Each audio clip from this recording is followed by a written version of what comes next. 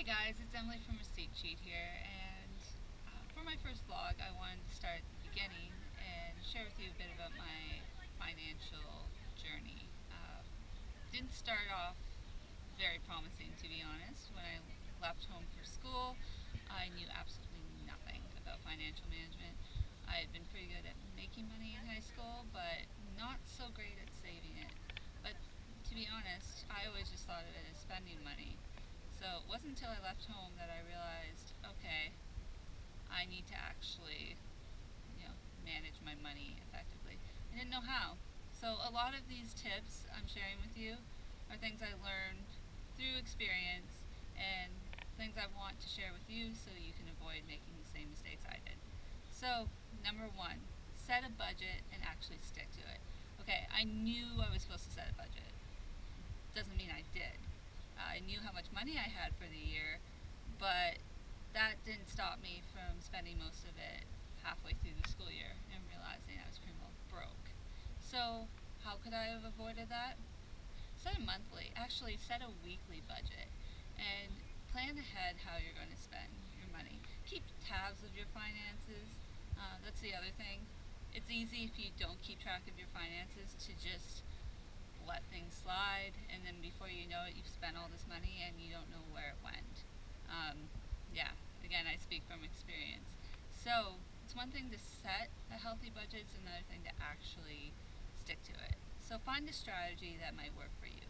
I found this amazing app called Mint, M-I-N-T, and it shows me what my finances currently look like in various multicolored graphs, and it's just very user friendly, very easy for me to access what I need to access at the touch of my fingers. So that's for me what I use, but you can also use spreadsheets. You can do it mentally. I have some people who claim to do that. I claim to do that, and believe me, it didn't really work. But to each their own. You can also use plain pen and paper.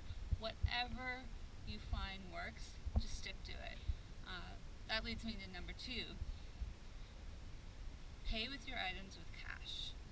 This sounds really juvenile, sounds like you're a kid, but believe me, it works. When I was having financial struggles, I had a good friend recommend that I spend a month only paying for items with cash. So I took out the amount of money that I had set aside to budget for a week, and once that money was gone, it was gone. That was it. No more for the week.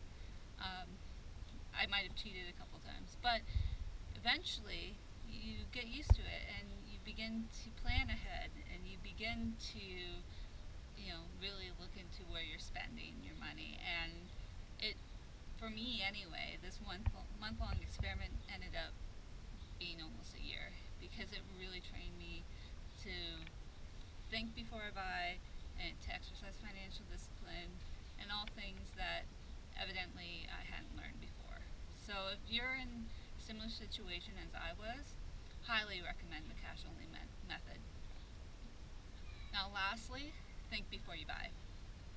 Now for most things in life, second-guessing yourself isn't a good thing, but for spending, it definitely is. Before you spend, make sure you ask yourself 3 questions. First, will this purchase better my life at this particular moment? It's amazing when you ask yourself that question, how much the answer is going to be no. There are times where I've bought $2 Danishes at Tim Hortons out of impulse, and then after thinking, oh, that was a waste. Why did I do that? So first of all, ask yourself, it's basically asking yourself, do I really need this? And if the answer is yes in your opinion, go to question number 2. Do I have money for this? Now if you're using the cash only system, you'll know right away. If an item's $15 and you only have 5 for the week, then the answer is going to be no. Now if you do have money, ask yourself the last question. Is this a wise use of my money? Because ultimately, it comes down to critically analyzing your purchases and saying, is this something that I absolutely have to